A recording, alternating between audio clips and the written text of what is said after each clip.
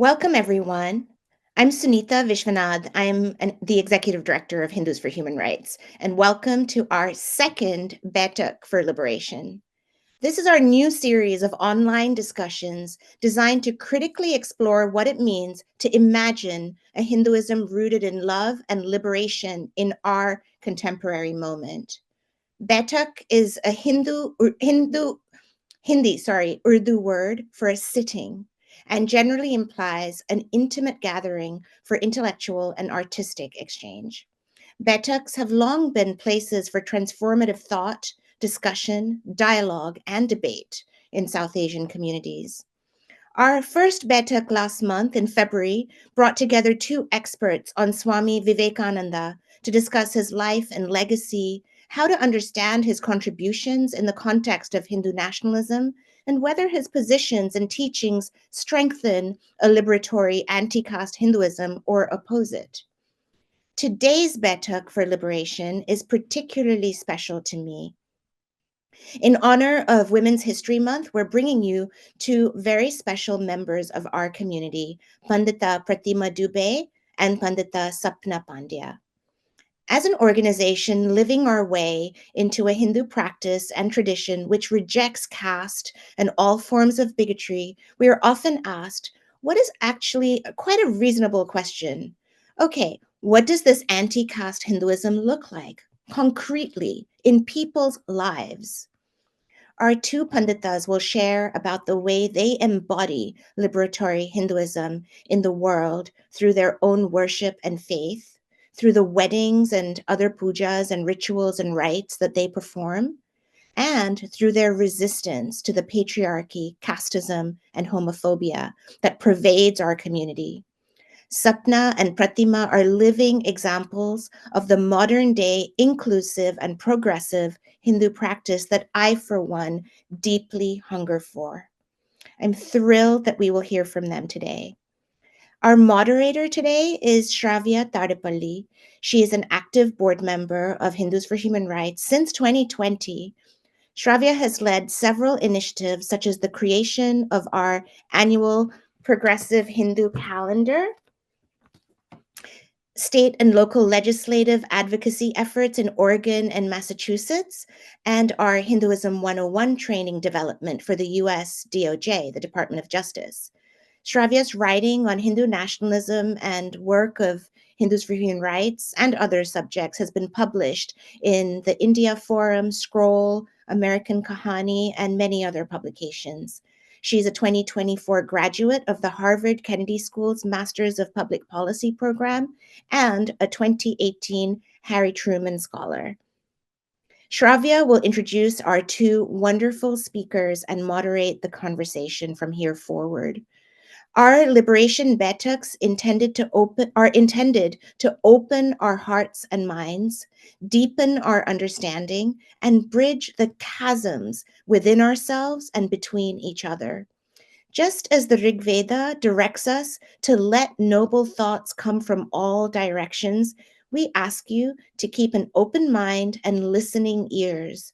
And finally, the opinions expressed by our speakers do not necessarily represent organizational positions of Hindus for Human Rights. With that, I invite Shravya to take us forward.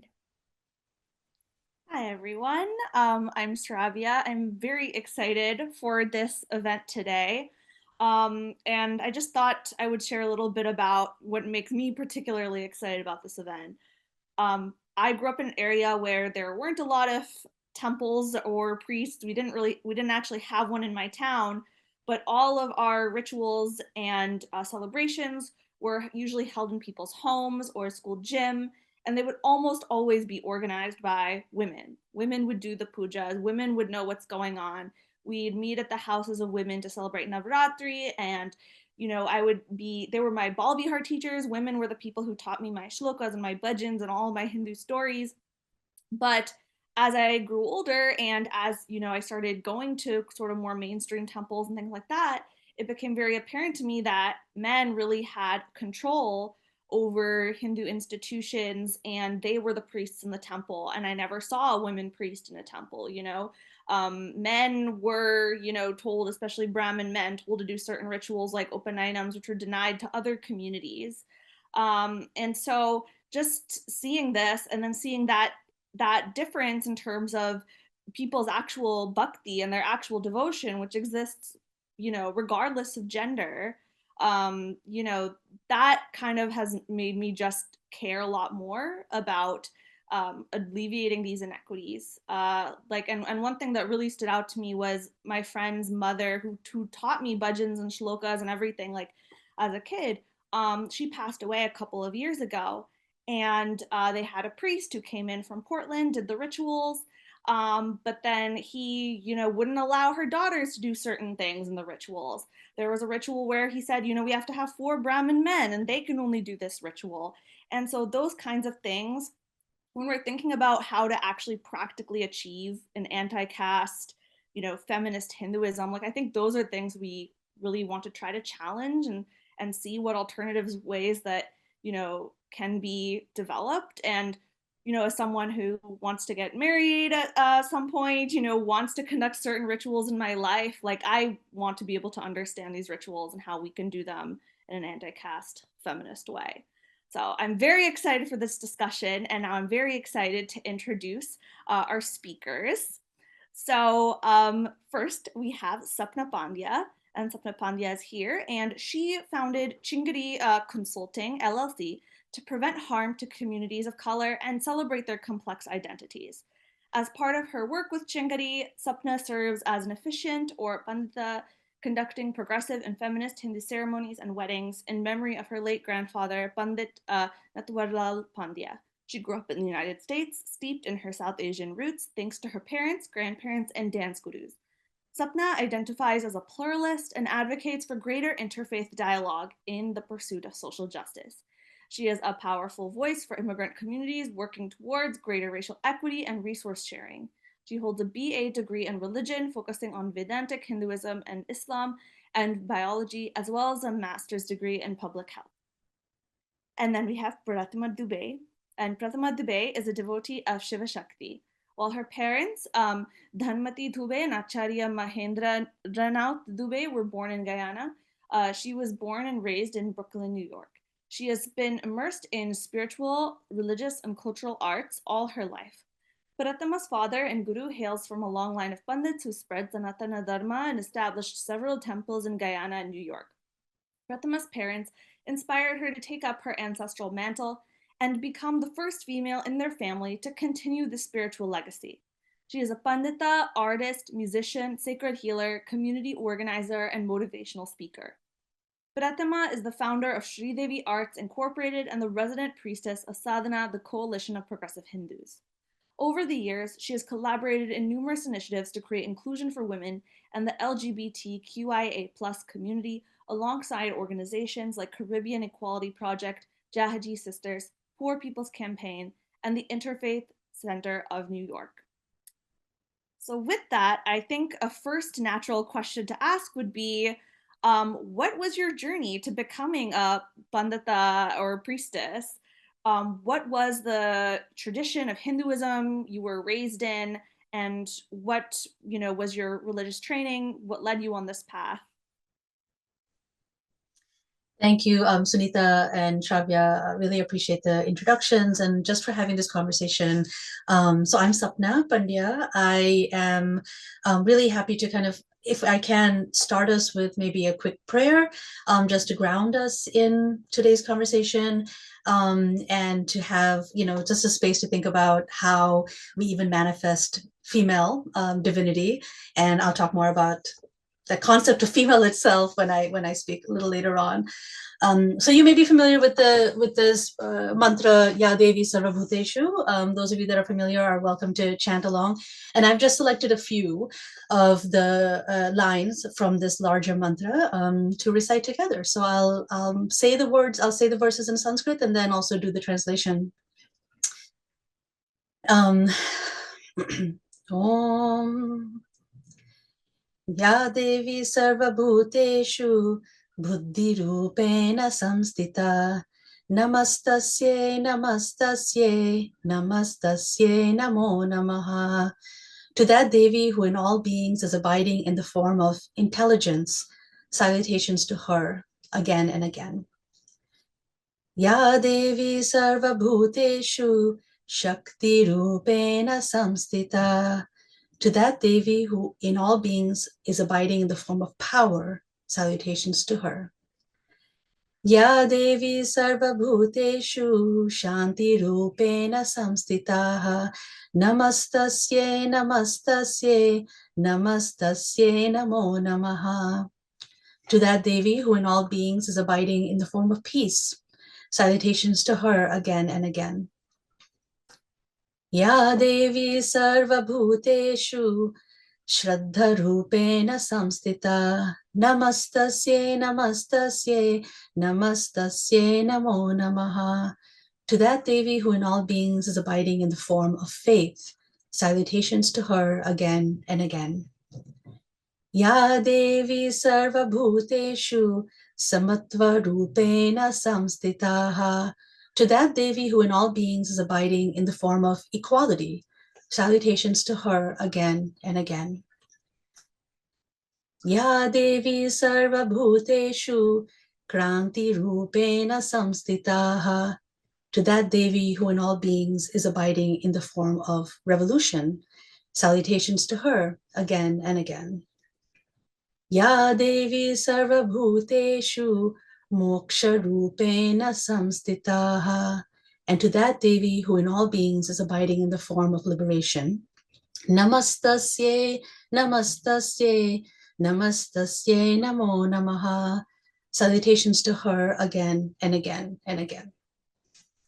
So I made a few modifications there, talking about samatva or equality, kranti, which is revolution, especially in social change, which I believe all of us manifest in different ways, and moksha, which is liberation, which is also part of the grounding of, I think, the Bertak, as you spoke about, Sunita.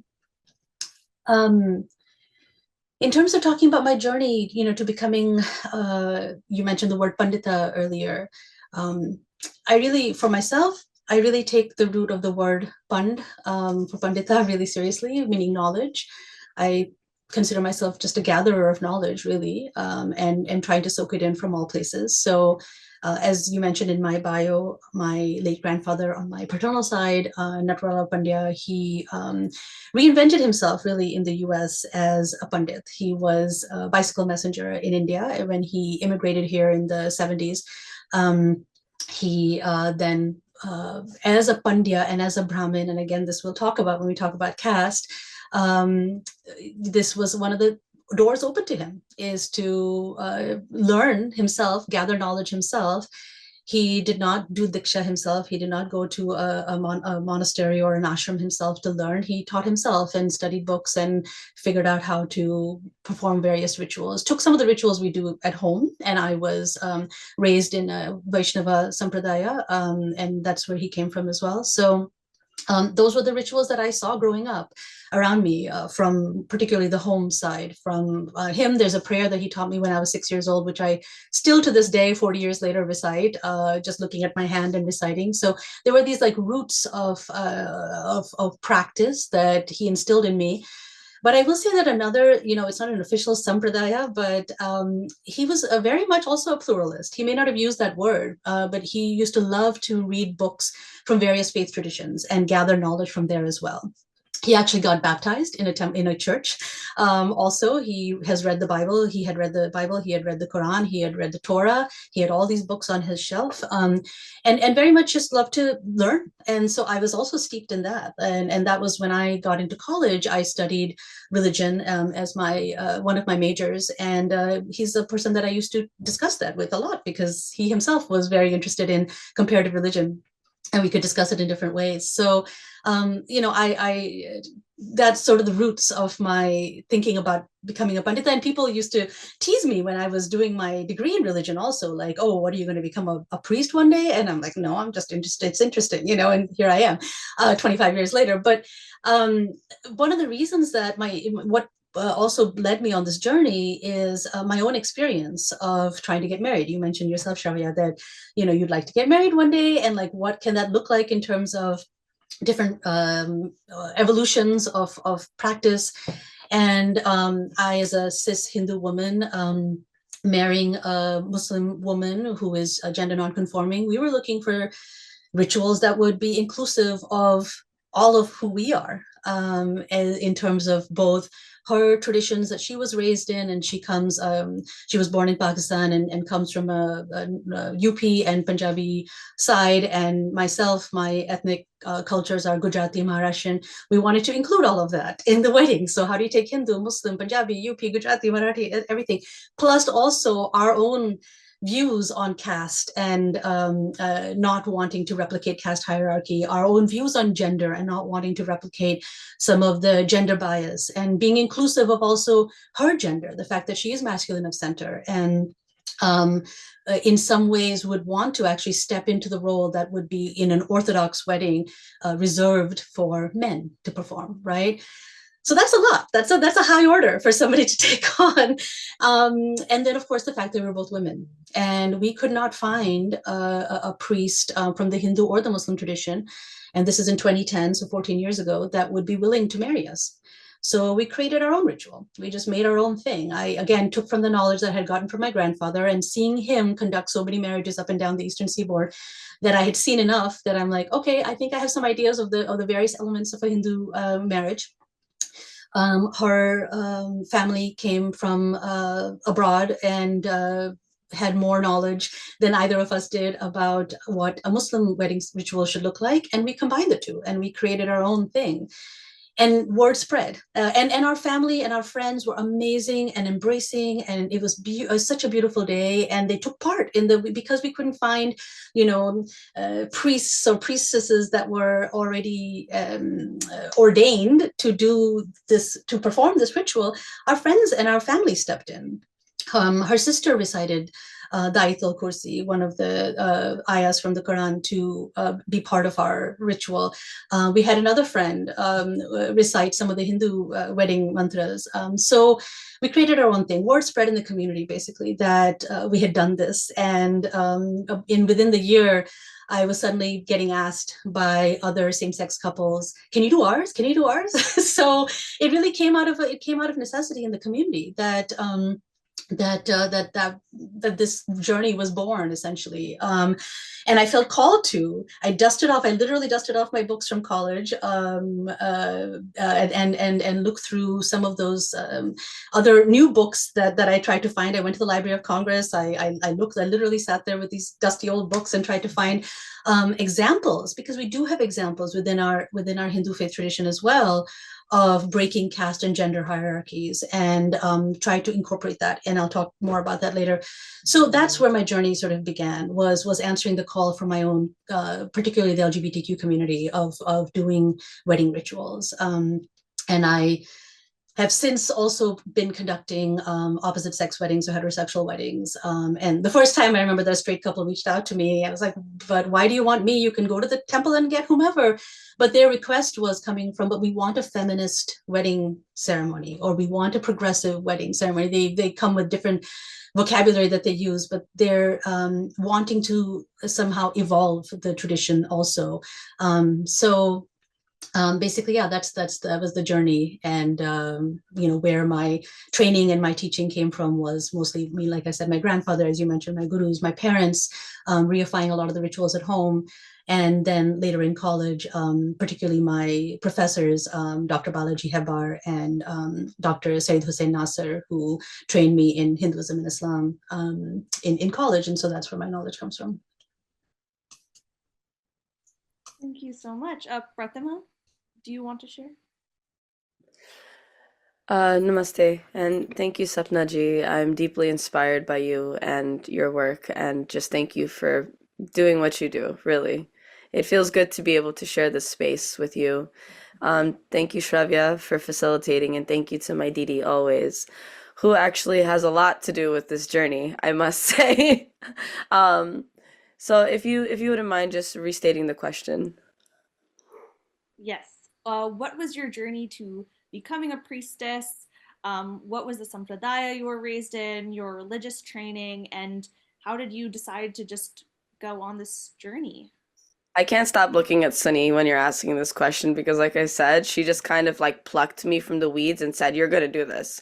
Um, so, namaste everyone. My name is Pratima, and I was born and raised in a home to humble Indo-Guyanese people that came to the United States in the 1980s. And my father, Pandit Mahendranath Dubey, who's also my guru and my mentor and my best friend and backbone, along with my mom. But my dad comes from a lineage of Pandits that come from Bihar, from India, and they were part of the Girmitya, the which were, you know, those set of people brought from India to the Caribbean as indentured laborers. And the art of panditai, and I say the art of panditai, right? Because it is like a very big craft of work, you know, sacred ritual, preservation of bhakti, during indentureship and migration. That in itself, it was something very sacred. And my grandparents who came from India, they were very, very diligent, even in Guyana during the time where you had to convert and take a Christian name to get a job. They would do it, but they would secretly still preserve their Sanatan Dharma, their bhakti, and they would, through oral tradition and trying to maintain whatever they can in Bhojpuri or Hindi or whatever little Sanskrit they knew, they preserved it and they made sure to teach it to their children. So I I also come from a Vaishnav sampradaya. Those are my roots. So you know, I would say that I was trained to be a priestess ever since I was in my mother's womb. My father has subconsciously been training me since I was born. You know, I was literally in his pocket going to pujas with him, climbing all over him like a monkey, you know, like a jungle gym while he's trying to perform his rituals because they couldn't afford a babysitter back then or couldn't get one sometimes. Um, but I've always known ritual. It's been a part of my life. It's been a part of um, my bedtime stories were Puranic stories. My best friend, who was my imaginary friend, was Ganpati. You know, these were the values that my parents instilled into me. Instead of having tea parties with teddy bears, I had mock pujas with the deities. You know, like I was doing panditas as you know, fun since I was a child. So I would say I've always been into it, but of course there's the patriarchal aspect of what really deems a proper woman, first off, and then well, this profession, and I would say this profession, it's a very sacred profession. It was considered not to be one for women because of our ovulation, our sacred monthly, you know, process. It's been something of conflict. However, my parents have recognized my dedication to bhakti, my diligence to wanting to learn more. It's just, and I guess they've recognized some traits that I possess that my Aja, my grandfather, also had. I didn't know him very well, but he was also a Pandit. And he was at Sunny Didi. I didn't know this, but my grandfather was actually a political activist in Guyana. And so I understand where that fire burn energy comes from for the preservation of dharma, social justice, and really doing the right thing where it comes from. Um, in Guyana, there is a volume of casteism, but I would say that it's not as loud as being from India. And why I say that is because when the British colonizers brought people over, it was as if we were stripped and reduced to one identity. And while I believe that's a good thing, it also kind of made us have to start over from scratch. We were banned from sacred practices, banned from speaking Hindi and Sanskrit. These are languages that got lost. No one really knows what Ayurveda or yoga is. We just know how to chant basic mantras and go about our day. That was the preservation. Ramayana, the Sri Ramcharitramanas, was like the gold. That was the one thing that my ancestors carried and preserved. And so that these are the elements that make me what I am. And my decision to be a pandita, I won't say it's my own. I would say that I started off as a community organizer, really with this vision to unite people and under the umbrella of Mata. I'm a devotee of Devi Ma, of Adi Shakti, who I believe is the container, the womb that has birthed us all into existence on the same playing field, regardless of where we stand in life, right? We all come from her, we're going back to her. So immediately in my purview, no one is of a caste, right? We're all just here with different vocations and different things to do. However, the world doesn't view it that way. So I say that my decision to being a priestess is just existing however I believe I should, with the support of people like Sunny Didi, who will see that devotion and will support me through it and give me the platform to do it. Thank you so much. It's really amazing to just hear about both of your journeys. But I'm sure that also doesn't come without some obstacles. As you know, women, queer, Indo-Caribbean priestesses, panditas aren't necessarily welcomed everywhere. So I'm going to ask a question to each of you. But first, for Sapna, what has it been like to be a woman and queer pandita, also married to a Muslim? How have others in the Hindu community treated you and accepted you, and or maybe didn't accept you? And how do you navigate community elders who have fixed ideas of what rituals should look like, who a priest should be in these spaces? No, that's a great question, and I could probably go on for days. I do want to say, Pratima, same back to you. A lot of respect and inspiration for who you are and what you do, and lovely sharing the space with you. So,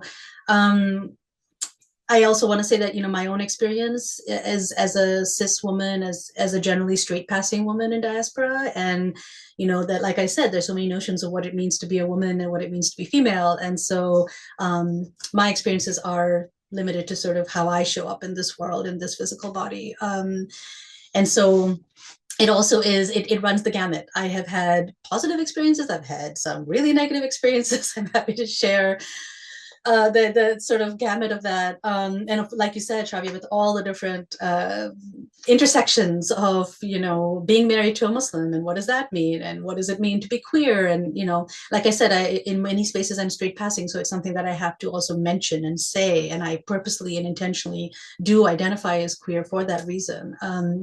But I want to start with just even the idea of like being, because caught up in this idea of being a woman is also being a priestess, and what in often Hindu society that means is being Brahmin, and that itself should be challenged. In my case, I was born into a Brahmin family, but the notion of being Brahmin and woman is itself at odds, right? As Pratima said, the fact that we have this sacred ovulation that we go through every month, that in itself, and that was the first question I got asked. I remember once I was doing a housewarming puja, and they said, but are you menstruating? And I wanted to react to be like, are you? Like to ask such an intrusive question. But the reason they're asking it is because they're like, can you be in my home performing this puja while you're on your period, right? Because there's this restriction on women from doing so. And so and it's interesting you mentioned elders, because in that case, it was a young man, a young cis gay man, actually, who's housewarming, a Guyanese young cis man, actually, Indo-Guyanese, whose housewarming I was doing. And his mother was the one that actually was a lot more suspicious of why I was doing this ritual and why I was the one doing the puja. Basically, why did he ask a woman to do this puja? So she was asking all these questions. But his grandmother, she was cool with it. She actually pushed back, and she was like, we have women doing all kinds of things in community and society. Like, why are you even asking her this? She was yelling at her daughter, like, why are you even asking her this question? So it's interesting, right? It's not always necessarily the eldest. In fact, I got so much acceptance and love from my grandmother, who, when I came out to her, and she was very, very full of bhakti, very religious, did her daily puja, and all of that. And I came out to her maybe when she was 85 or so, 85, 86 years old. And she didn't have words for it, but she understood and accepted me, fully. Right. And so sometimes it's actually not necessarily our elders or even our eldest. It can be our peers that have certain notions, or even younger people that have certain notions of what a woman can and cannot do. The other reason why being a Brahmin and being a woman is itself at odds is because of the Janoi ceremony, the Upanayanam, like you mentioned, the sacred thread ceremony that in many families is only reserved for male children, male-born children, male assigned at birth. And that's not to mention the mundan ceremony as well, the hair shaving ceremony, which is only done for many times children who are assigned male at birth. With my wife and I have a child who she is now 6, and when she was born, we did the mundan, which is also called, which is also a tradition in the Muslim faith, in the Muslim tradition, is to do the hair shaving. And interestingly, in Muslim faith tradition, it is done for all genders. And so there was never a question of like, are we going to do this or not? Because it was something that it's called akika ceremony, and akika is done for girl children as well as boy children. And all genders. And whereas for my family, it was kind of like, what? You're going to do the mundan for, but she's a girl and she's a baby, and like, why? And, all these questions. So it's interesting, the things that like, define what it means to be a girl, right? There's so many rituals even around that. So because the Upanayanam or the Janoi, the sacred hair ceremony, is something I didn't get as a girl, that is a mark of Brahmin in society, right? So I remember in college when I started really studying Hinduism in depth, one of the things I did to sort of own it for myself was I started wearing a sacred thread. I just put it on myself, and I found the mantra and I wore it myself, and I kind of performed Upanayanam for myself because I wanted to identify with that and found that it was an important part of my own, identity. I mean, to your question about how am I received, like I said, we have so many contradictions in Hindu culture, let's just say, in terms of what the scriptures teach and then how society functions. And that's true for all faith traditions, but let's just focus on talking about Hindu culture and tradition, which itself is not homogeneous, of course, at all, but society is shaped by so many different things. And we have scriptures and verses that talk about how women should be worshipped, like the Manusmriti, for example, which a lot of people call like the code of Hindu, one of the most sort of well-known Hindu texts. That same Manusmriti, which teaches gender hierarchy and gender subordination and caste discrimination, also contains the famous quote that the translation is basically, where women are honored, divinity blossoms there. And wherever women are dishonored, no action, however, no matter how noble it is, remains unfruitful. That quote is from the Manusmriti. Like I said, the same text and book that also talks about how women should be controlled and women should be subordinate, and how there are certain castes and the lower castes, quote unquote, are not as good or pure as the upper castes, right? So you have, even within text, so many differences of like where women stand in society. And I see that in practice in terms of how I am received. I just performed a wedding ceremony recently for a couple in their 40s like me, and so that was one of the reasons I took. I should say I generally, like I said, I started my journey wanting to perform Hindu wedding ceremonies for same-sex couples, and then I started getting asked by straight couples as well to perform ceremonies. So like I am a little bit more discriminatory, for lack of a better word, in terms of which straight couples I will also accept because I want to make sure our values align. And so not that necessarily a queer couple's values are going to automatically align, but I want to know why you want me, right? Again, you can have any pandit or pandita from the larger community. Why me? And I like to specifically officiate if it's an intercaste wedding or interfaith wedding, or in this case, it was a couple in which both were divorcees. And so this couple was in their 40s, they're marrying for the second time. So that means their parents were also older, right? In the kind of 70s, 80s range. And I had the groom's father actually come up to me after the ceremony, and I wasn't ready for this because this has never happened before, where he bent down to touch my feet and to do pranam to me. And I was sort of like, and I started to stop him. I said, no, uncle, don't, you don't have to do that. And he said, no, I want to ask you to be our family Brahmin. Families have like their dedicated family Brahmin. I want you to be our family Brahmin for other ceremonies too. I'm going to probably pass away soon. I want you to perform my rites. They're probably going to have, they may have a child in the future. My other daughter is going to have, is expecting. I want you to perform those rites. And so I'm doing pranam to the Brahmin in you.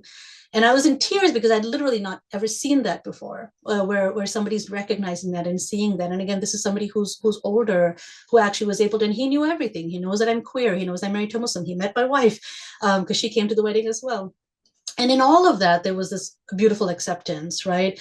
Of course, it was an acceptance of seeing me in a particular caste and in a particular, like what he has placed as like somehow above. And he even said that like, you know, we're not Brahmins, so like I need to do pranam to you kind of thing. Like he was upholding that hierarchy himself, which is in itself problematic and something I try to push back on.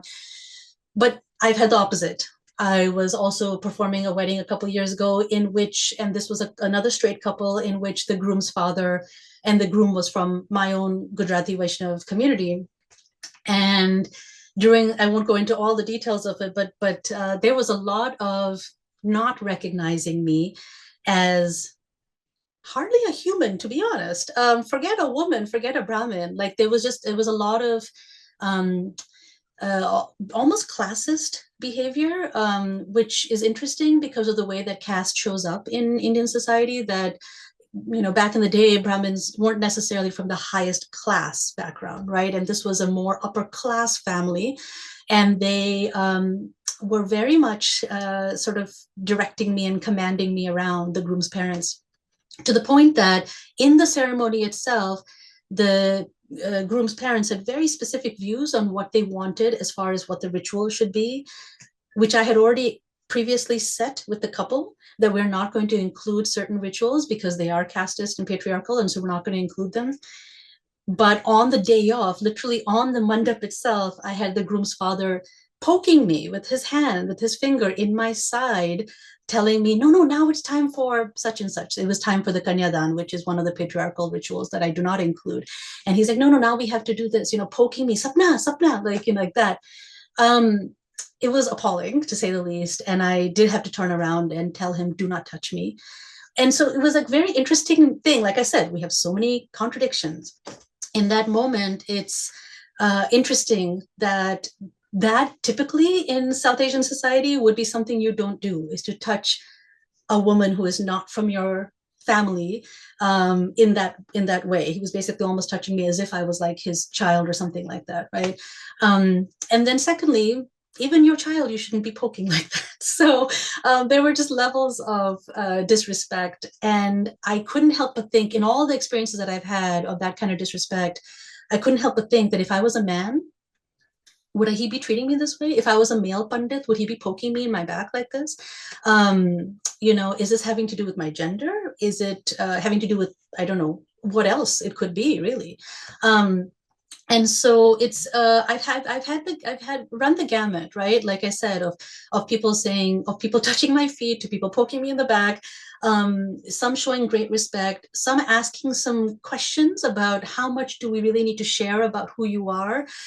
So for example, in the wedding ceremony, typically I'm introduced as the officiant before I, you know, come up on the mandap. And in my introduction, I do identify as a queer Hindu. And there are some couples who have said to me, do we have to include that part? You know, can we just say that you're a pandita, you know, and ask if I really need to say that I'm queer or not? And of course, I tell them, yeah, it's very important to me, actually, to include that as part of my identity, because we are subverting some of the ways in which who is allowed to be here on the mandap. If you've asked me to do this, this is part of who I am. You take me, you know, lock, stock, and barrel, like all of me, or not at all. And so there was one wedding in which they pushed back, and so I said, you know what, I don't think we're a match. Actually, I think you could find somebody else to officiate. So yeah, like to your question, Shavi, and I can speak more about this if folks have questions. But the journey, which started about 14 years ago now, has had many different, I've had many different experiences. Yes, and we will definitely probably have follow-up questions on things that you've talked about. So just remember, you know, if you have questions along the way, there's a Q&A box at the bottom. Please continue to drop questions in. But I'd like to ask a similar question to Pratima. What is it like being a woman pandita, and also specifically being from the Indo-Caribbean community? How are you received as an Indo-Caribbean pandita?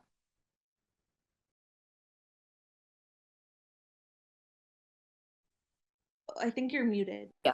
Can you hear me now? Okay. So just like you, Sapna ji, it is, I would say it's a bittersweet experience. It's definitely one of dual experiences, you know? And I would say that honestly, I would say that that in being a pandita, whether you're a male or female, first off, you have to learn how to manage your expectations because regardless of whether you're a male or a female, like Sapna ji said, there are people so high society classes that they feel like they can just walk all over you. I've seen people mistreat my father, take advantage of his time, take advantage and assume that, well, you're just a pandit, you're here to do a job, so just do your job and leave. Like, you know, not even offer a glass of water. I've grown up seeing this. And so even in my own field, I've kind of learned growing up, learning how to manage my expectations. So, um, there are some moments, just like Sapnaji, where people would be so enamored by the experience of being in the presence of a woman, of sharing that experience of a woman, bringing to them dharma and ritual and grounding them in that space. And then there are oftentimes people really fighting with their own inner, you know, demons or their inner voices that tell them otherwise, that this is just not what I'm accustomed to. This is not what I want to see.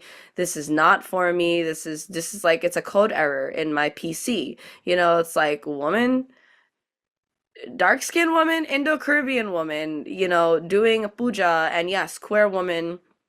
Um, and then oftentimes it's yeah, I no one really meets me with the questions of my cycle because I feel like, I mean, it's pretty obvious. It's gonna happen regardless of whether you question me or not. And I think for some people it's awkward.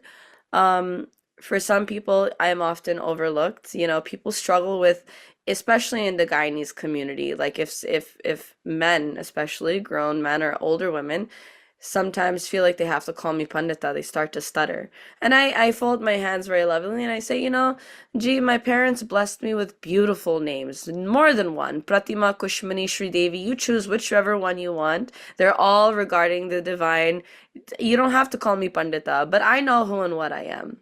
I embody this so strong that whether you see me as it or not, I am that and I am that. Right? Shivoham, Shivoham. I am that, whether you see me as that or not, right? That Advait Vedanta philosophy that I'm here to do my job, whether somebody likes me or not. Of course, there's discomfort. There are often people who try to battle me. I went to go do a puja 2 weekends ago, and it was for a Trinidadian family, a really good friend of mine who just purchased a house in his first car. It was a beautiful, you know, milestone for him. And there was this auntie there who was there to just help him set up the puja. And I guess he told her that, you know, his friend is coming to do this puja. It's she is coming. And the moment she heard she, it's like the smoke alarms started to go off. She already came in with these predisposed notions, asking him questions before I'd even gotten there. And just like you, Sapnaji, I've embodied puja, but I've also kind of, you know, like most pundits do. Most pundits, because it is a craft, puja is an art, we make it an embodiment and a reflection of our own values, right? So for me, I believe in not being wasteful, right?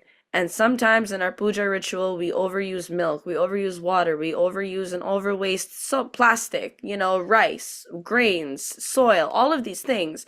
And I try to be as economical and, you know, just like mindful in our puja, intentional in our puja. And Auntie Ji started to question me throughout the puja, breaking the focus of the yajkarta, you know, like arguing with them in front of me as to how could you let her cut this? How could you let her do that? Until I had to literally just stop and say, Auntie Ji, if you are unhappy with this puja, I invite you to go outside and wait until it's complete, with no disrespect. I understand if you can't stomach or consume what you see, but I'm here to do my job. You know, and sometimes, and at first I didn't know how to stand my ground. At first I would be lost for words. I'd come home in tears, and it would be my father and my mother both reminding me that we live in a world that is made up of pairs of opposites. You'll be liked in some places, you'll be appreciated in some places. Some lives you will change, like some people will be so resistant, and then they'll meet you, they'll get to know you, they'll get to know really what you're about, and then their whole heart will open like Hanumanji, right? And then there are some who's just like, no, this is wrong, I can't stand it, it's not for me. And I say, well, that means I'm not your cup of tea, and that's okay. You can get coffee, I'm chai. It's fine. We can still coexist. It is what it is. It's like, I don't necessarily identify within a political stratosphere, but I try to, like Sri Krishna says in Bhagavad Gita, navigate with a calm mind, equanimity, right? See people for who and what they are. And if people don't know how to receive you, it's fine. Just don't become attached to an outcome. So that's how I navigate. So this has already kind of come up in the conversation, but what are specific components of Hindu rituals that are patriarchal or casteist, and what approach do you take to addressing them? How do you remove them or revise them? Do you modify rituals to be inclusive of LGBTQ individuals and couples?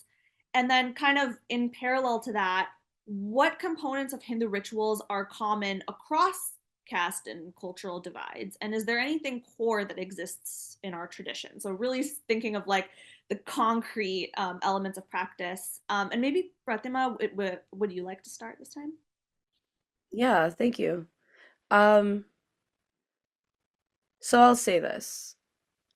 Our mantras, our rituals are the most gender non-conforming, elemental thing that exists. It is human beings with our limited understanding that starts to categorize and put things in boxes and starts to say what is gender, what is not, what is casteist, what is not. Whenever I particularly meet some sort of resistance and someone wants to tell me of caste and gender, I'm very much, I would say, dedicated to resourcing, for example, Sapna ji, you might know this mantra from the Ishwar Stuti, right? Hiranyagarbha samavartatagre bhutasya jata patirekayasita. Oftentimes, when you see these shlokas being written, it says, O radiant divinity, you are the cause of all manifestation. He who is the sustainer, never realizing that the Hiranyagarbha is talking about the cosmic womb that births everything into existence. God and God's rituals are not designated to a gender or a caste. That is a human construct. That is a materialistic construct that really and truly doesn't apply. So, for example, you mentioned Kanyadan earlier, Sapnaji. I will not use that term in weddings, but the ceremony in itself, I have definitely changed it up a lot, where it's like Kanya, as we all know, it's a very it's reducing a woman to either a virgin or like that of a child. Danam is an object which you give away, like cow or cattle or gold. Women are not that, okay? And if this grown woman is making her own choice to marry someone, she is giving herself as Shakti to this individual who embodies Shiva. So I've changed the ceremony to Shiva Shakti, which means divine union. And what it looks like is the groom and the bride give their hands to each other with their parents standing beside them with their hands on their shoulders, which means I'm not giving you away, nor am I losing a child, but today I gain another child. Today I gain an opportunity to start a whole new legacy, a whole new family, and I bless you as my children to make your own decision to come together as one. It's really about the way you shift the narrative. It's the way that you bring it to the audience that it'll give them an opportunity to shift perspective. That's one. Two, whenever I'm doing shlokas or explaining shlokas, even if it's for Mata, even if it's for Krishna or Shiva, I make it as gender neutral as possible because, as we all know, Roop is nothing but an illusion. And when I say Roop, I'm saying that when we see Mata, when we see Shiva, when we see all of these forms, they're just symbols to a higher understanding that we're all just going to the same direction.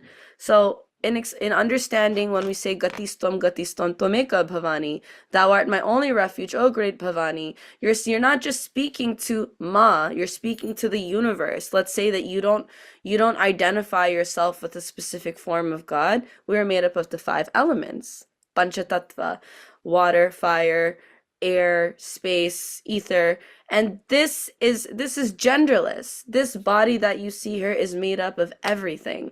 And that's the way that I bring that into my rituals. I bring that into my conversations. I bring that everywhere because that is my being. I believe that. And so I embody it, I share it, and I try to and when it's very simple of understanding the breath. Om pranaya pranaya, right? And who is prana? Prana is the source of life in the human body, which is not confined to a gender. It is just that.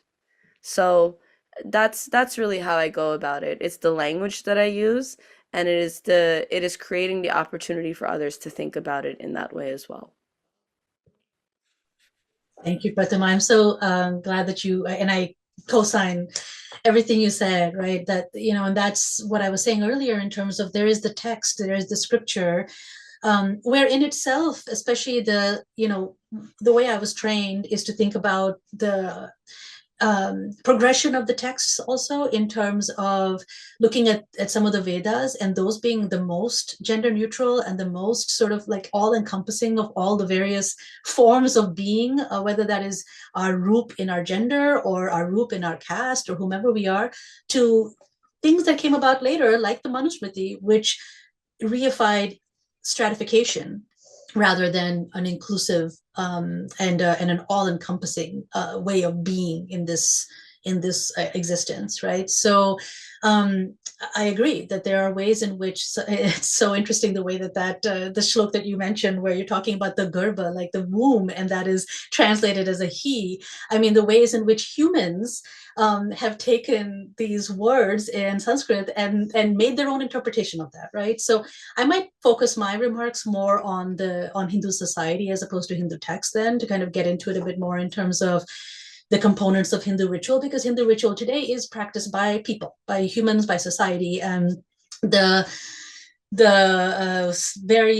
main rituals that I perform for community is wedding. And as everyone knows, weddings in and of themselves, the idea, the very concept of marriage and wedding is patriarchal from its history and from its the origins of it. And so in all society, in how it's practiced, right? So, but in Hindu society in particular, Pratima, you mentioned the Kanyadan and the honoring of the virgin. I mean,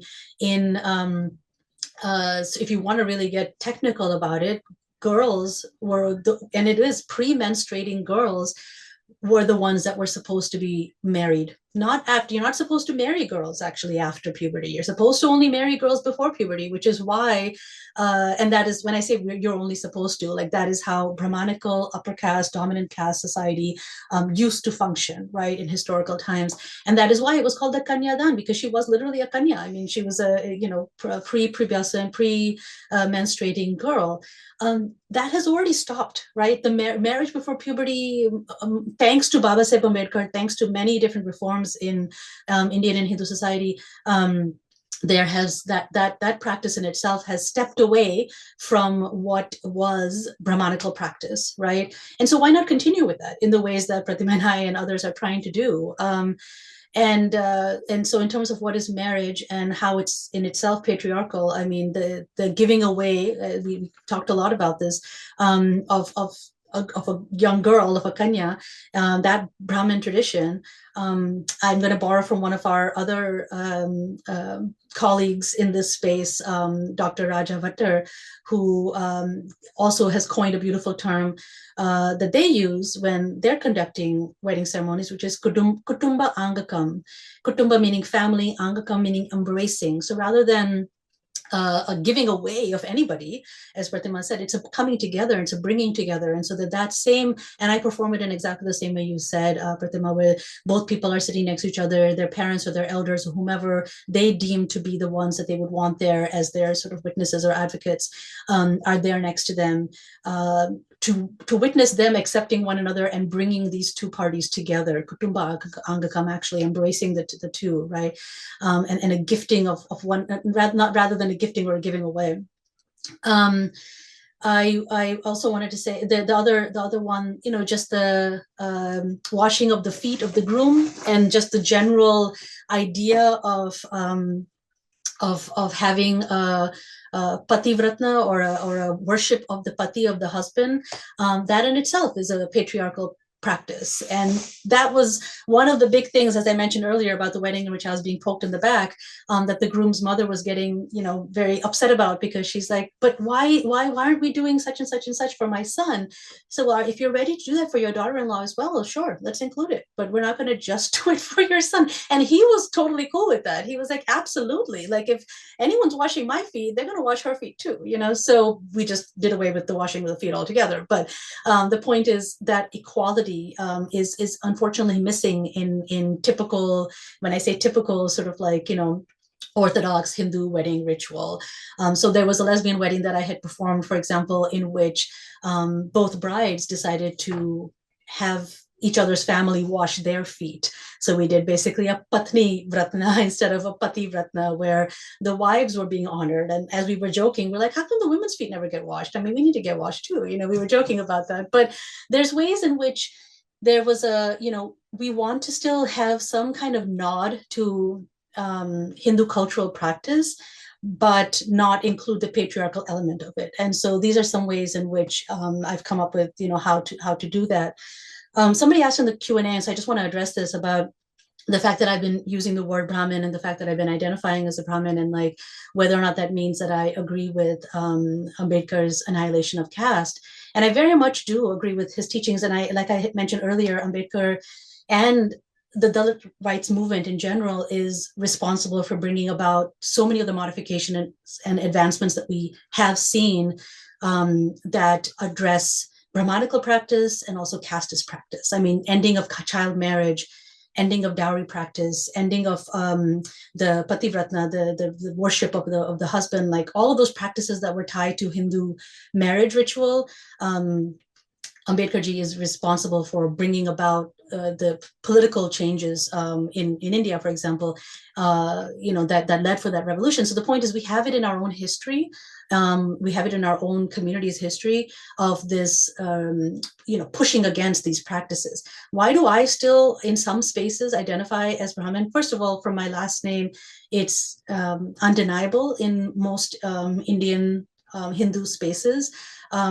People already read me as this, whether or not I'm going to identify as Pandya. So I've decided, similar to kind of owning white supremacy, owning one's whiteness and confronting white supremacy, I see it as a useful tool to combat Brahmin supremacy in particular spaces. To say, for example, in after the attacks had happened in Bombay in 2009, there was a town hall or something that I was a part of when I used to live in New York. And it was a New York council member that had called us together. So he called together members of the Indian community, the Pakistani community, the Hindu community, the Muslim community, the Sikh community. We were all sitting together and having this discussion because the tensions had come from the subcontinent here to the US. And so we were talking with one another, and almost all of the Hindu Indian representatives around the table, one by one, were calling for, well, we should be attacking Pakistan now. We should go bomb Pakistan. And what are these Muslims doing? And and just one after the other, the Islamophobia, the anti-Pakistan sentiment that was in the room was just rising and ratcheting up. And in that space, I found it very useful for me to say, my name is Sapna Pandey, which in and of itself, every Hindu in that room knew that I was speaking as a Brahmin. I believe that and as an Indian, and as somebody who has ties to Bombay specifically, that is exactly the wrong call. That we should not be calling for any kind of violence or bombing or all this hatred that I'm hearing against our Muslim brothers and sisters needs to stop. And this is not going to help us as a community move forward. And I felt it important for me to own my privilege in that space to interrupt that. And no other person after I spoke said anything about violence against Muslims. It shut them all up. So that's the reason why I still use it. I do believe that we need to annihilate these caste labels. And on the journey of getting there, while we are in the diaspora itself, still keeping these hierarchies, it is useful for those of us that come from that perceived privilege to interrupt some of that bias. And so that's why I do it. And one of the big biases I see is in who gets to perform these rituals. And I've had somebody at weddings ask me, like, do you know any people who are not from dominant caste backgrounds? In other words, who are not from upper caste backgrounds, perform wedding rituals? And I don't, and I wish I did, right? I wish there were more people who didn't necessarily only come from everybody that I know in our spaces, does come from dominant caste background, and in terms of trying to perform progressive Hindu rituals. So there is, I absolutely call for a change to that practice, for sure.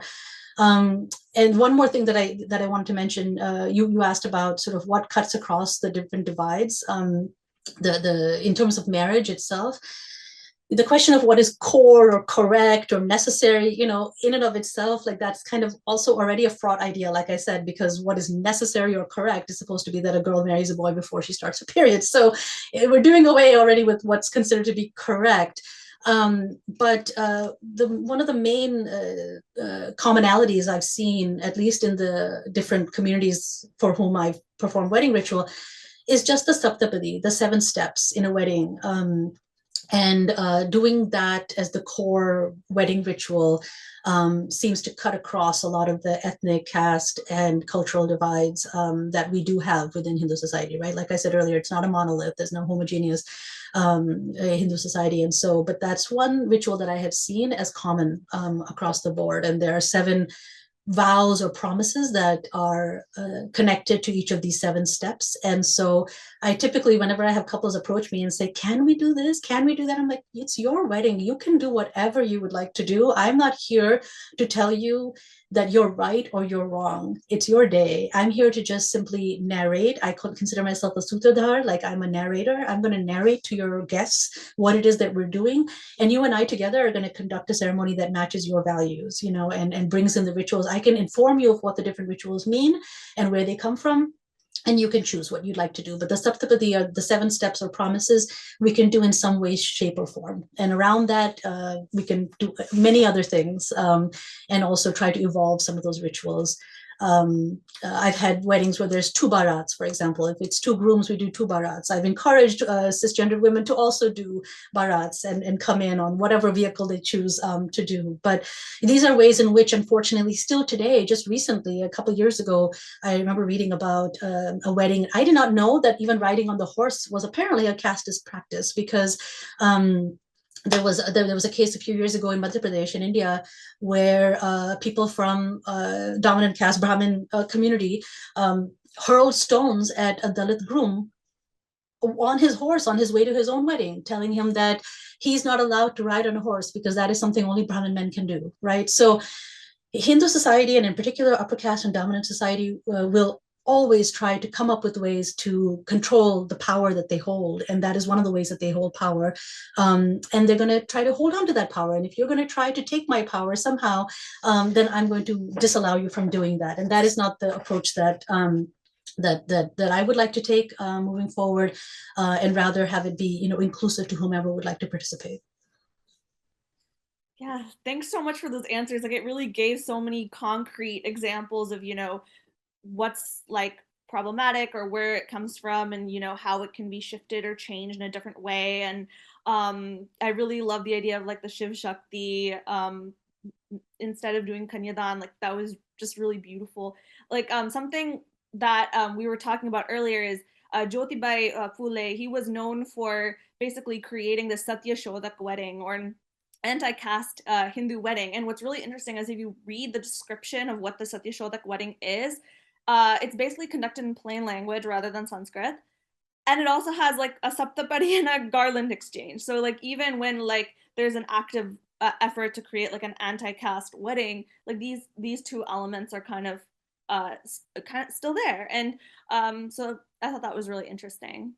I have one more question that I'm going to ask, and then it kind of leads off what you were just talking about, and then we'll move it into audience questions.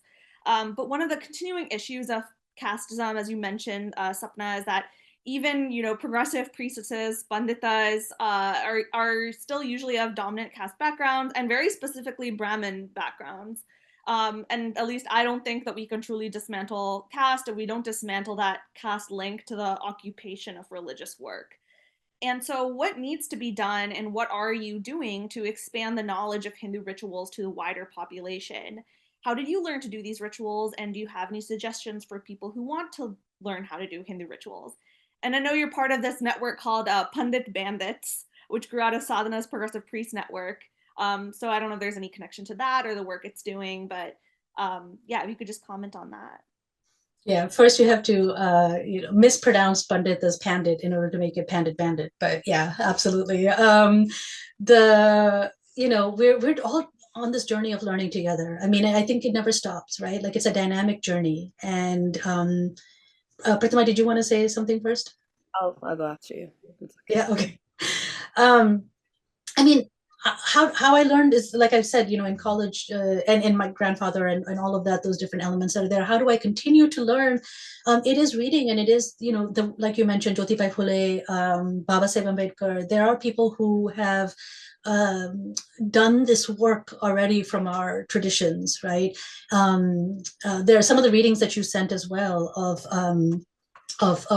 folks in India that are continuing this work, of organizations in India that are continuing this work as well, like the organization, I think it was in Pune, that held a Janoi Upanayinam ceremony for 10 young Brahmin girls, for example. So it is happening, it is there, and we continue to kind of progress forward.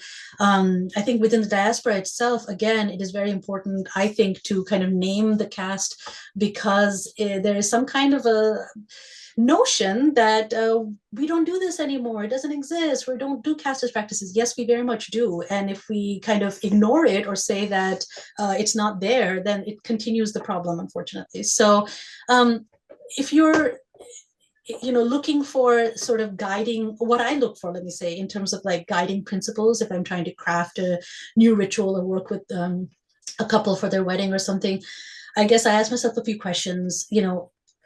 Is this what we're doing? Is it inclusive or is it exclusive? Are we including as many genders, age groups, communities, different ways of thinking, faith backgrounds, class backgrounds as possible, or are we being exclusive? And so if it's inclusive, then it's something we want to embrace and we want to bring into the practice. And again, there are examples from our different Hindu traditions of more inclusive rituals, right?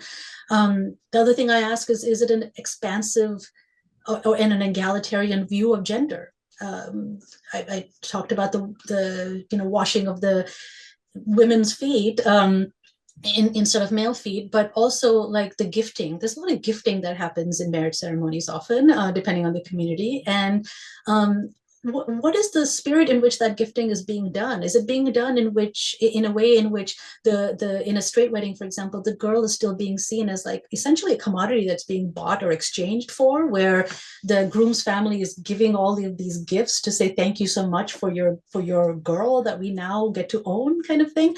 Or is it being done in an egalitarian way where both families, both sides are saying, we embrace and respect and value and honor one another? And I think just the last thing that I would say is just that, we are also taught that intention is more important than practice, that we may not always get it right, but the Mahabharata teaches us that as well, right? That it's not your birth, it shouldn't be your birth, what family you were born into. It should not even be learning or progeny, frankly, that are qualifications for a Brahmanical status. Only our conduct is the basis for which we should be given respect. And that is actually something that I was also taught by my parents, that, we have this Hindu practice of touching the feet. As I mentioned earlier, that this uncle did that to me. My mom used to teach me, like, don't just touch somebody's feet just because they're older than you, or just because they come from a particular community, higher caste community or something like that. You should, and she says herself, she's like, I would touch a child's feet if I felt I was learning something from them, or I had something to gain from them, you know. And again, as a mother of a 6-year-old, I'm learning from my child constantly, every day, you know. I do pranam to what she teaches me. So it shouldn't be just our birth that that gives us that status, but rather how we behave, how we act, how we show up, and that should be with compassion and with egalitarianism and with respect for one another as humans. So again, these are in our teachings, and those are the things that we should be embracing. So yeah, Pratima. Thank you, Sapna ji. And I'm gonna be coming to you for some book recommendations, such as like Wait Around, right? I will bother you. Same, absolutely, no, same, definitely. Yeah. So I will say this, right? I'm not directly from an Indian society, so of course, and I was born and raised here in the United States from Indo-Caribbean parents. So my experience, I would say that I'm kind of sheltered to this concept of caste on the mainstream, right? And I only experience it when I actually go into these spaces where people really and truly still practice these mindsets. And I would also say that in the Indo-Caribbean communities, the only time I really ever hear the concept of caste being utilized is really in the mandir. It is really by the pandits, and um, only when people want to insult each other, then they'll say really derogatory words, right, towards each other, and only then will you'll see the true mindset come out. Otherwise, the way that I know society and the way my parents have brought me up is you treat everyone with bhav. You treat everyone as if, and I know that in India they say very several greetings to each other. They say namaste, namaskaram, pranam, ram ramji. In the Caribbean, everyone says sitaram, sitaram, sitaram, sitaram, right? And the reason why we say this, it's supposed to be an intentional greeting, just like namaste. I recognize the blessing and the divinity of Purusha and Prakriti embodied by Sita and Ram within you, right? Because remember, Hanumanji ripped open his heart as per the mythological story, and in his heart was Ram and Sita. So within that, we're supposed to identify that with everyone. So it's convenience sake when the caste system wants to be pulled out in the Caribbean, really and truly. Now I'll say this. My father, Pandit Mahendranath Dubey, even though he is a Brahmin Pandit and our last name is Dubey, coming from Dwivedi and all of this, I've grown up seeing my father put a crucifix on our altar. And I've also gone with my father to Jodha Akbar's mosque in India, where he's put on the head tie, he's made me cover my head, and we sat with the Sufis and the mystics and we sang with them. We offered the dupatta, and we didn't know any Muslim prayers, but we spoke to Ishwara, we spoke to Allah, and we said, we may not know how to speak to you in Arabic, but we know how to speak to you as a bala, as a child, speaking to a parent, speaking to a higher power. Or just as how village mentality, you see all of these aunties and uncles, they raised you, they're here to take care of you, they're like your parents. We see gods identified in different religions in the same way. So that's one thing, right? Now, the way that my father has explained the concept of caste, because I've grown up fighting him on it, I've grown up wanting to like change my last name, all of these things, because, well, for one, my mom is not Brahmin. My mother is from a Vaishnav. She's from the labor caste, if we want to go that deep. And my father was kind of like outcasted from his family for deciding to marry her. One, because she's of a darker complexion, which I've definitely inherited that chocolate. I'm grateful for it. And So that combination in itself of my parents and their love, I would say my existence is resistance, right? It is resistance. I would say I'm a hybrid, right? And then I'm queer. Then I'm a pandita. Then I'm an American. Then I'm someone who just has these views on Shakti, which honestly are ancient. Because when I decided to pick up a book and decided to open that book, then I realized nowhere in here, I mean, of course, these scriptures are being written by men who are perceiving things in their own way. But when you really sit with yourselves and you listen to that voice of consciousness and intuition. It'll tell you this goes beyond male and female. This goes beyond caste and gender. This goes beyond class societies. This is really just, it's supposed to just have you focus on what we now call the God particle, the spark of divinity that exists within all of us, which we should be encouraging, not discouraging, not setting a division amongst each other, not using our intellect to put each other down, not weaponizing intellect to make them feel stupid, but showing them that, you know what, you have the ability to rise above your own tendencies and your thoughts. So the way that my father has taught me the concept of varna versus caste is we all have a role to play in this world. Some of us are professors, some of us are janitors, some of us are construction workers. We all have a role to play. Nevertheless, we are still human.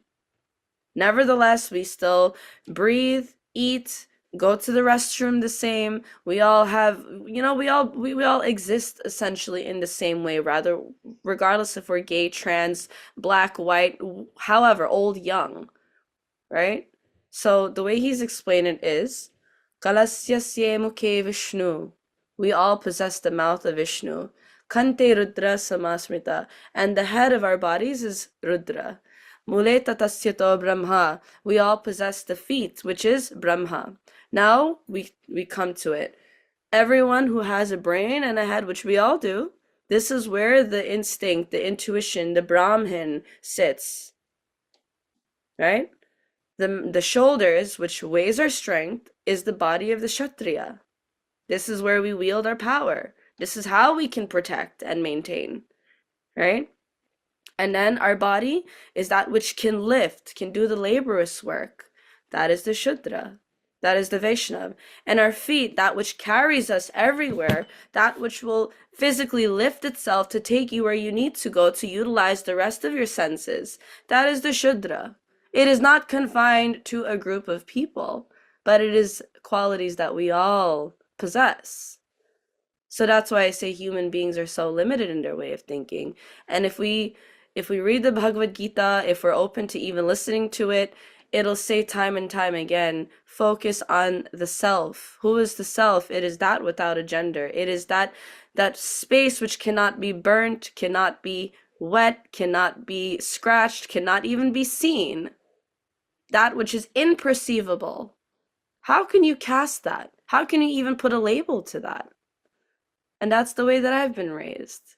You know, in Ganapati Atharva Shirsha Upanishad, it says, I am nature in itself. I am fire. I am God. I am this. I am that. Ganapati embodies everything. Purusha Prakriti, nature, and the comprise of it. So how can we be so small-minded to continue to categorize people in this way? So like I said before, sometimes just seeing yourself as, and like Sapna ji says, is to maintain this sense of intentionality.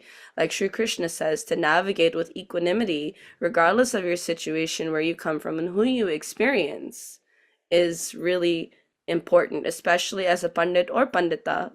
That is your role, to share and embody these teachings so that you can be that, and it can become, contagious. Thank you both so much. I can't believe that this has only been like an hour and 20 minutes. I can't believe that this has been an hour and 20 minutes because it went by so fast. We have time for just a few audience questions. There's really a lot of audience questions. So we're probably gonna save these, and see if we can do anything about them later. But first, there's a request for Pandita Sapna to share the shloka after the webinar. You can just send it to us. We can pass it on to attendees. But one question that has come up is if you can explain more about the taboos regarding menstruation and Hinduism, maybe where some of this comes from and how you've sort of dealt with this in your practice. And maybe if you could answer like a little bit briefly, then we can try to get more questions in.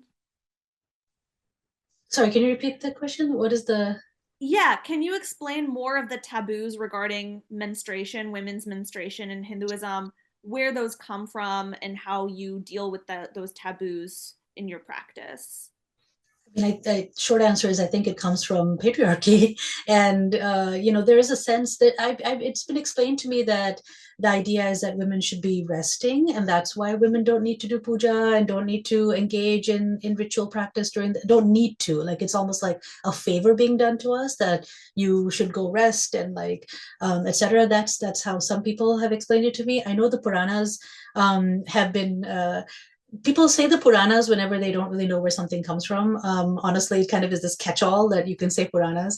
And so I've asked other priests before, where does this come from? Because I have not found it in any of my reading of the texts that women should be kept away from puja places or the mandir or engaging in puja themselves when they're menstruating. I've not found it in any scriptural reference. And when I ask priests, they just give me that stock answer of it's in the Puranas. So I don't think it comes from anywhere. It comes from patriarchal society wanting to control women. And that would be my answer. I remember visiting India once during the Ganesh festival, which, like I said, on my one side, I'm from Maharashtrian background, and Ganpati festival is very big. And I was very excited to be there, but I was on my period and told by many of the aunties that I also should not even be doing darshan, shouldn't even be looking at Ganpati. I was like, but if we believe that God is everywhere and we talk about that, then should I just shut my eyes and sit in one corner? And then they kind of laughed and you're like, no. And I'm like, well, then why are you yourself trying to uphold this practice that is keeping me away from something that is giving me joy and also allowing me to do darshan of Ganpati right now, at which point they were like, okay, I guess you could sit in the back. So, it's exactly roll of the eyes. But if you have anything to add also to that. As if Ganpati doesn't sit in the back with you, right? Yeah, there you go. Exactly. Yeah. I'll sit with Bappa. I'm happy with Bappa in the back. No problem. I'm sorry, I'm genuinely just like cackling right now. So I'm actually a student of ancient tantric science practices and Ayurveda, and I'm really like I'm beginning. I'm at the foothills of my understanding, but the taboo of period or menstruation, one like Sapnaji said, sometimes it considers women to be at a weaker state, that that we're going through a cleansing every month, which we are.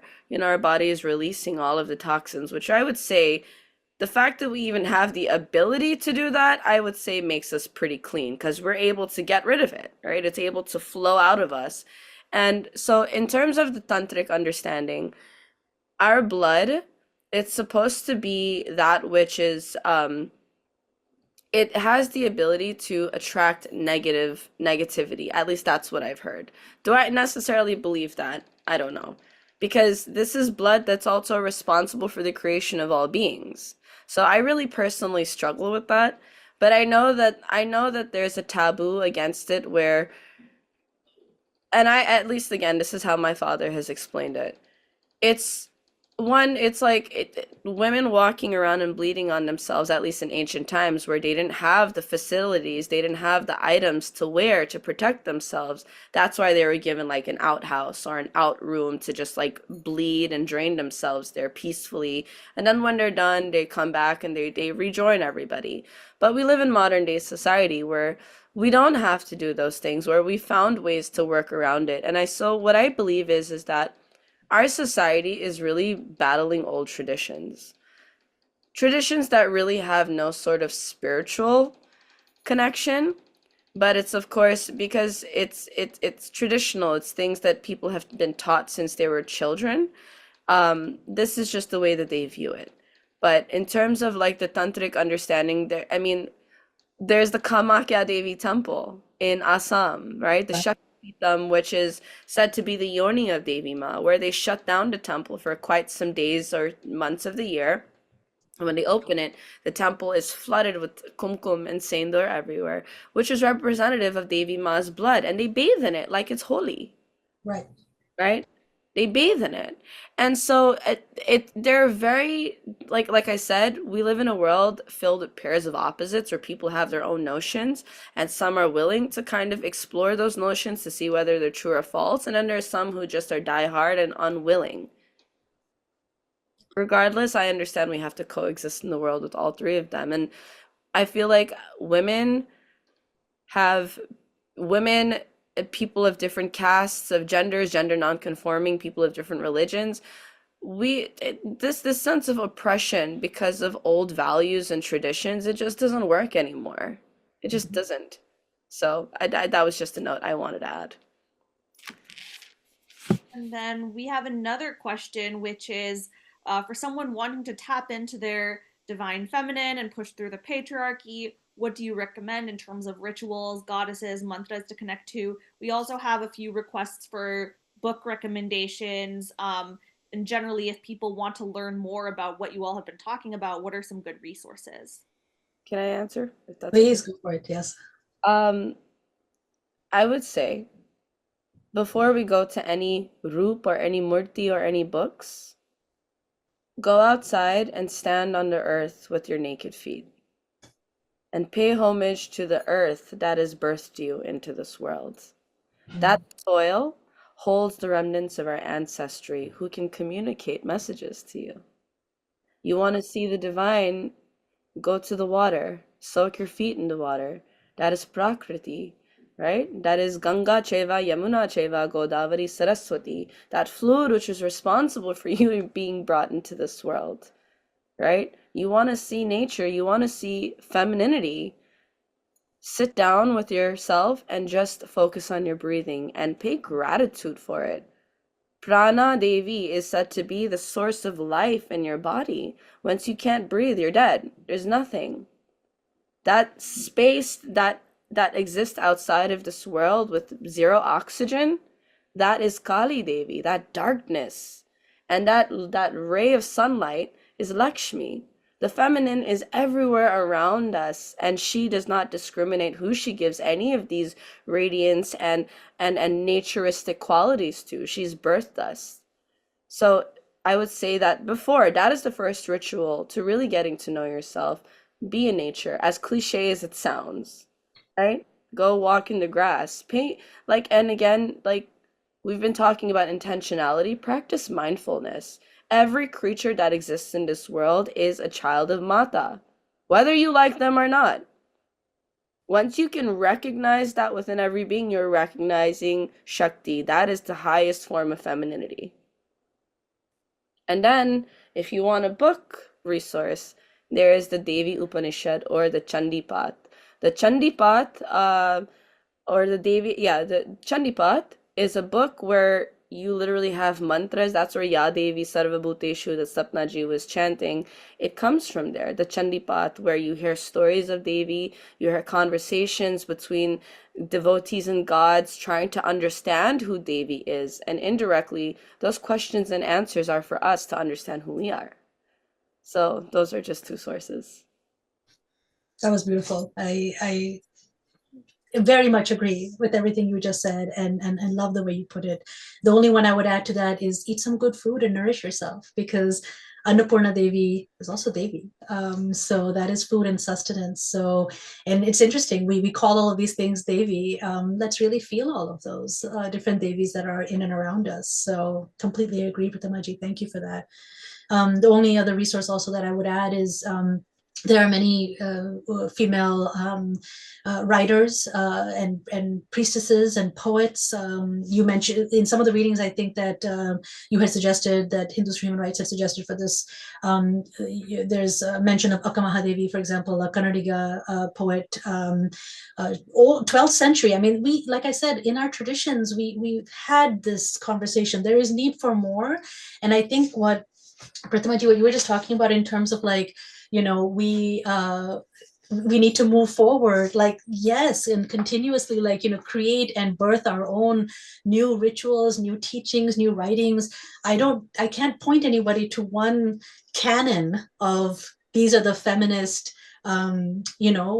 teachings or readings about from a feminist or a liberatory Hindu practice. Unfortunately, we don't have just one canon of that, but perhaps it's time, and we can move these things forward. Again, every faith tradition goes through various. And that's why I talked about revolution. That's why I talked about Kranti and about Devi bringing about Kranti, that we continuously require that actual revolution, new evolution of things in our society. Thank you both so much for this amazing conversation. It was so rich, and I feel like we could have also gone on so much longer. There's so many questions in the chat just coming through. But before we close, I would love to invite Pratima if you want to give a closing prayer or song to end this session. Yes, and I'd also like to share a little story before I do that, just to come back to your first question about how I became a priestess.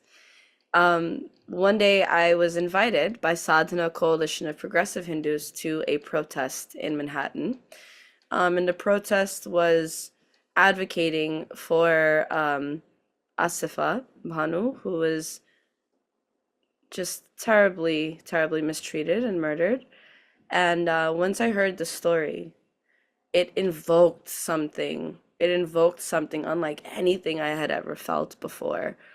And it was as if there was like a loud bang in my head that says, you need to get up and you need to go out and you need to do something, right? You need to do something. And when I got to this protest, I took the microphone and I spoke from my heart about, that this is not any way reflective of what Sanatan Dharma, what Hinduism, or even what Shaktiism represents, because what had happened to this child was inside of a Devi temple. And it was like, it shocked me to my core.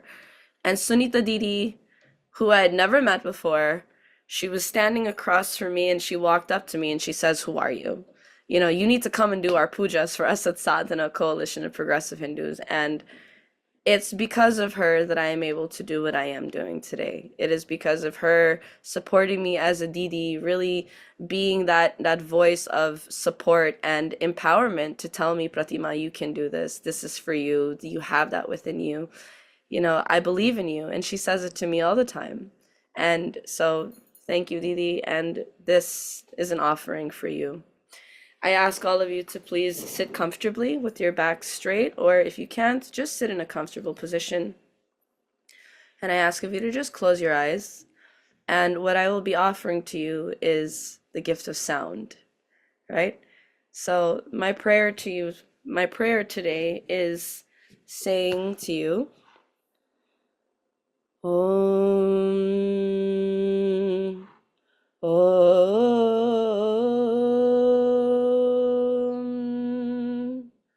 Om. Purnamidam Purnat Purnamudachyate Purnasya Purnamadaya Purnameva Vashishyate. Let's chant the Gayatri mantra together. Om Bhur Bhuvasvaha Tatsaviturvarenyam Bhargo Devasya Dhimahi Dhiyo Yo Prachodayat. O Divine Mother, may your divine luminous rays reach us in every direction, above, beyond, in every behind, forward. Be that light which shines within us, be that light which spreads, and be that warmth energy that brings us out from the darkness into the present and into the future. Prem se bole Jagadambe Mata ki Jai.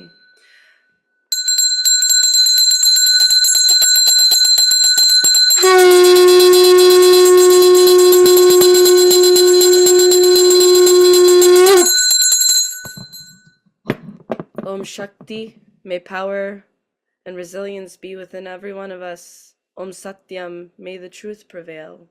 Om Shanti, may we all embody love and peace. Thank you all. Thank you so much. We're going to now have Pranay just say a few words. Thank you so much. First of all, Sapna ji and Pratima ji, this was just a really incredible conversation, and I learned so much. Like Shravya said, I think we could go on forever. Honestly, I think we could do a whole Betak series just about everything that y'all have talked about today. And so thank you for joining us. Thank you, Shravya, for being such a wonderful moderator. I know I was watching the dozens and dozens of questions come in the Q&A, and I'm sorry we didn't have time to get to all the audience questions, but I just wanted to before we close out, say I've dropped this in the chat as well, but if you asked your questions and they didn't get answered, but you want to keep this conversation going, I guarantee you there are other people in the HFHR community who probably have answers or who have thoughts that they want to share with you. And we have a very vibrant community of members who are specifically interested in progressive Hinduism, liberation theology. In our member WhatsApp, we have a members only liberation theology WhatsApp chat where there is constantly really vibrant discussions about these issues and all sorts of related topics happening all the time. So I really encourage you, if you haven't already, please do become a member of Hindus for Human Rights. You can go to our website, hindusforhumanrights.org/join HFHR, which I've dropped in the chat, and you can join as a member and get added to the WhatsApp to keep this conversation going. Otherwise, thank you all so much for taking this time on your Sunday, whether it's the morning or the evening, depending on where you are in the world. Stay tuned for our announcement for next month's Betak for Dalit History Month. We'll be focusing on anti-caste advocacy and Dr. Ambedkar's really revolutionary work in organizing towards the annihilation of caste. So thank you again so much to our incredible speakers, to everyone who joined us today, to Sunita and to Shravya for making this happen, and we'll see you all next month. Take care, everybody.